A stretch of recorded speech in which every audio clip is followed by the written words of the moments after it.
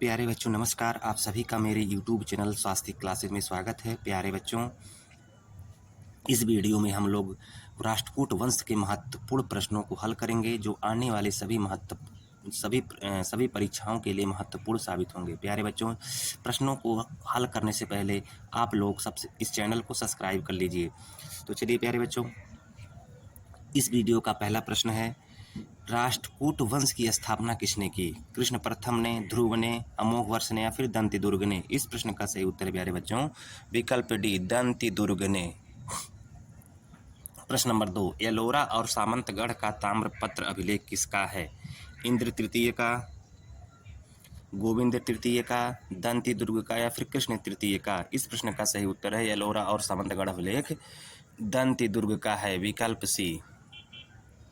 प्रश्न नंबर 3, राधनपुर, बड़ौदा तथा वन डिंडोरी का अभिलेख किसका है?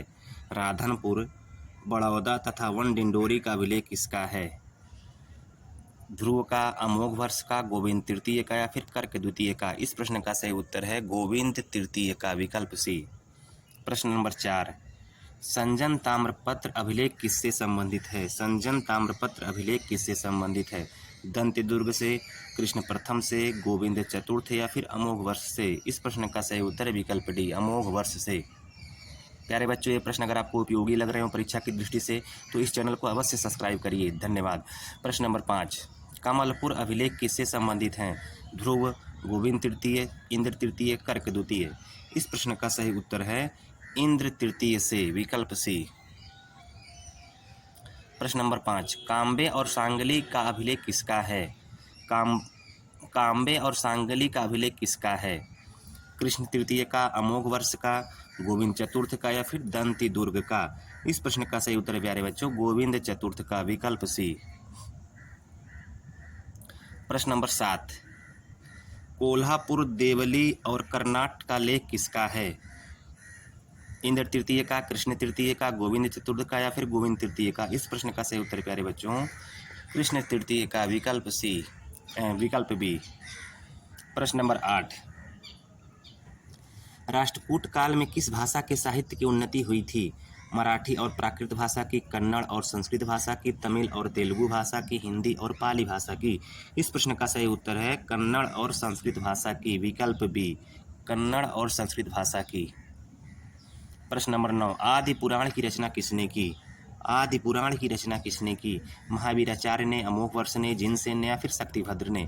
इस प्रश्न का सही उत्तर है जिनसेन ने आदि पुराण की रचना की थी। प्रश्न नंबर 10, गणित सार संग्रह की रचना किसने की? अमोघवर्ष ने, जिनसेन ने, महावीराचार्य ने या फिर पुष्यदंत ने?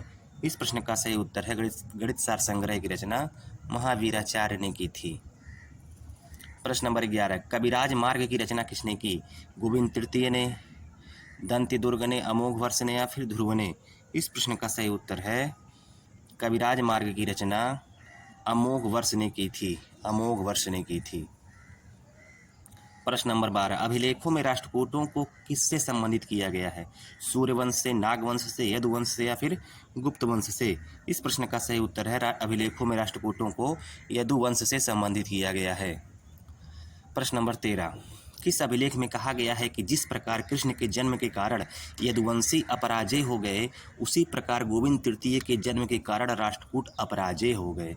किस अभिलेख में कहा गया है कि जिस प्रकार कृष्ण के जन्म के कारण यदुवंशी अपराजय हो गए और उसी प्रकार गोविंद तृतीय के जन्म के कारण राष्ट्रकूट अपराजय हो गए? यह किस अभिलेख में कहा गया है? राधनपुर अभिलेख में, संजन अभिलेख में, एलोरा अभिलेख में या फिर वन डिंडोरी अभिलेख में? इस प्रश्न का सही उत्तर है विकल्प डी, वन डिंडोरी अभिलेख में कहा गया है। प्रश्न नंबर 14, किस अभिलेख में राष्ट्रकूटों को यदुवंश से जोड़ा गया है? किस अभिलेख में राष्ट्रकूटों को यदुवंश से जोड़ा गया है? कमलपुर अभिलेख में, कोल्हापुर अभिलेख में, संजन अभिलेख में या फिर काम्बे अभिलेख में? इस प्रश्न का सही उत्तर है विकल्प सी, संजन अभिलेख में। प्रश्न नंबर 15, किस अभिलेख में गोविंद तृतीय की तुलना कृष्ण से की गई है? किस अभिलेख में गोविंद तृतीय की तुलना कृष्ण से की गई है? राधनपुर अभिलेख में, सांगली अभिलेख में, देवली अभिलेख में या फिर बड़ौदा अभिलेख में? इस प्रश्न का सही उत्तर है प्यारे बच्चों राधनपुर अभिलेख में गोविंद तृतीय की तुलना कृष्ण से की गई है। प्रश्न नंबर 16, राष्ट्रकूट मूलतः कहाँ के निवासी थे?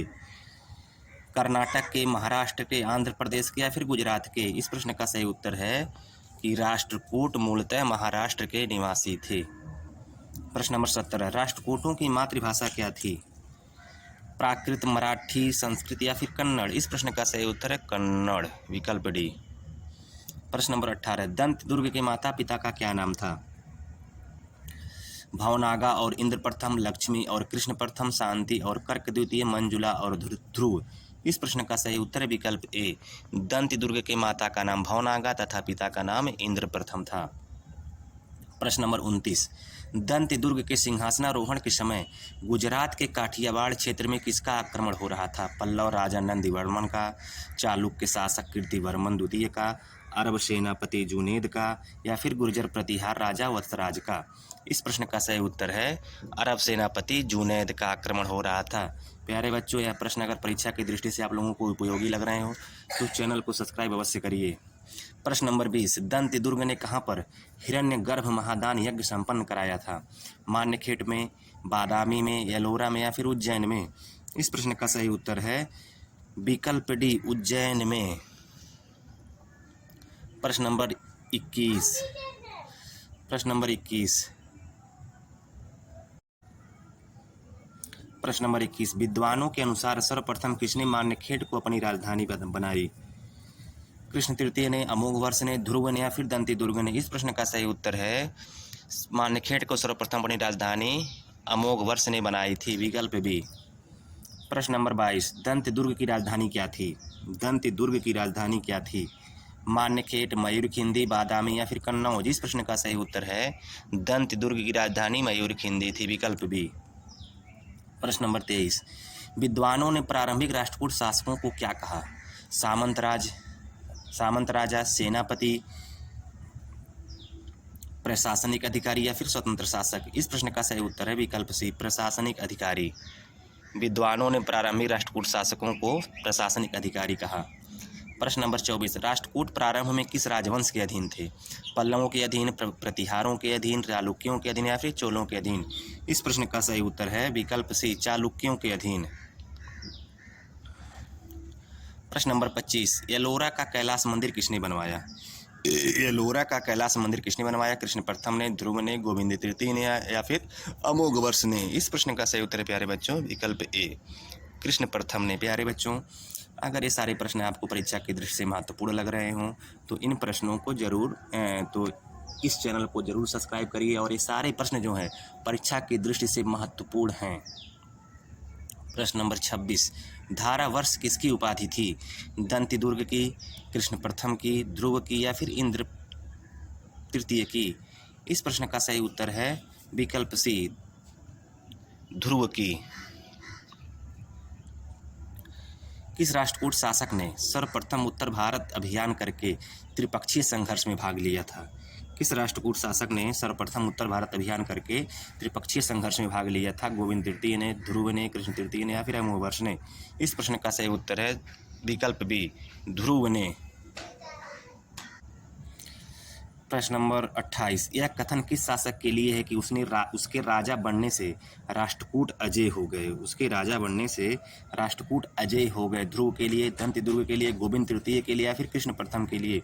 इस प्रश्न का सही उत्तर है गोविंद तृतीय के लिए। प्रश्न नंबर 29, राष्ट्रकूटों को अंतिम रूप से किस वंश ने पराजित किया? राष्ट्रकूटों को अंतिम रूप से किस राजवंश ने पराजित किया? पल्लवों ने, चोलों ने, गुर्जर प्रतिहारों ने या फिर कल्याणी के चालुक्यों ने? इस प्रश्न का सही उत्तर है विकल्प डी, कल्याणी के चालुक्यों ने राष्ट्रकूटों को अंतिम रूप से पराजित किया। प्रश्न नंबर 30, अंतिम राष्ट्रकूट शासक कौन था? गोविंद चतुर्थ, कर्क द्वितीय, कृष्ण तृतीय या फिर इंद्र तृतीय? इस प्रश्न का सही उत्तर है अंतिम राष्ट्रकूट शासक कर्क द्वितीय था। प्यारे बच्चों, यह वीडियो अगर आपको अच्छी लगी हो तो चैनल को अवश्य सब्सक्राइब करिए। मैं आपको बता दे रहा हूं कि जो सारे प्रश्न हैं यह परीक्षा की दृष्टि से बहुत ही महत्वपूर्ण हैं। धन्यवाद।